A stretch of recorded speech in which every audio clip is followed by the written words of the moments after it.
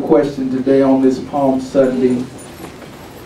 Or I want to make the statement, talk about what the Master needs. I want to talk about what the Master needs. Beloved, many of us have been celebrating, or we've been hearing about this day known as Palm Sunday.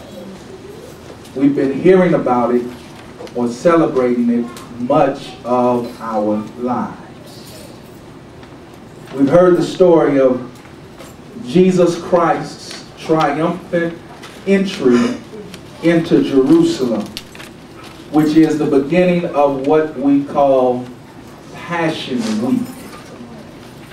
It is the beginning of the time when Jesus entered into Jerusalem for the express purpose of what he was called to do and why he was sent, to perform his mission, which was to bring about the redemption of mankind through his death on the cross of Calvary.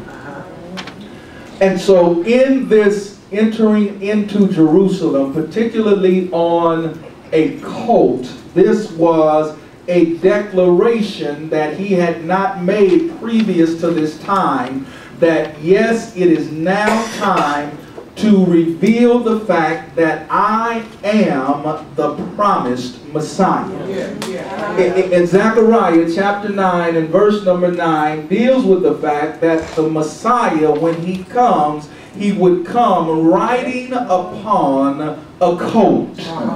And so when he entered into Jerusalem, he entered not as a warrior on a horse, but he entered as a humble king on a donkey. And he also shows his great love for Jerusalem. If you continue reading in this chapter, it shows where he weeps and he cries over Jerusalem, and particularly over his people and their non-recognition of him before this time. And the Bible says that he begins ascending to Jerusalem. In verse 29 says he comes near Bethphage and Bethany, which were what we would call suburbs of Jerusalem.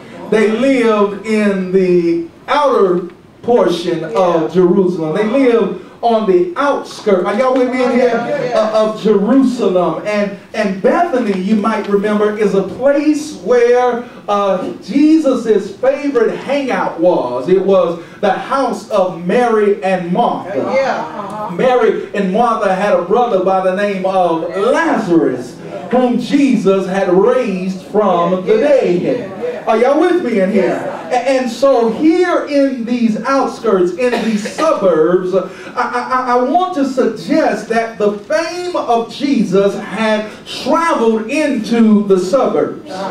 They knew about Jesus. And so when we see this story of Palm Sunday, many of us, we pay attention to Jesus riding into Jerusalem. He is the focal point. But not many of us have paid attention to the anonymous owners of the donkey. Now, not many of us have paid too much attention to the giving of the donkey for Jesus Christ to ride on. And when you do some history of Jerusalem, you will discover, and many of you may know this, that at that time when they were getting ready to celebrate the Passover, there were many people who were making a pilgrimage to Jerusalem so that they could celebrate the feast of the Passover. And so it was a custom to be able to allow those who were visiting or making the pilgrims to Jerusalem. It was a custom, if you were in town and you had means, for people who may not have had transportation, for you to allow them to use your donkey.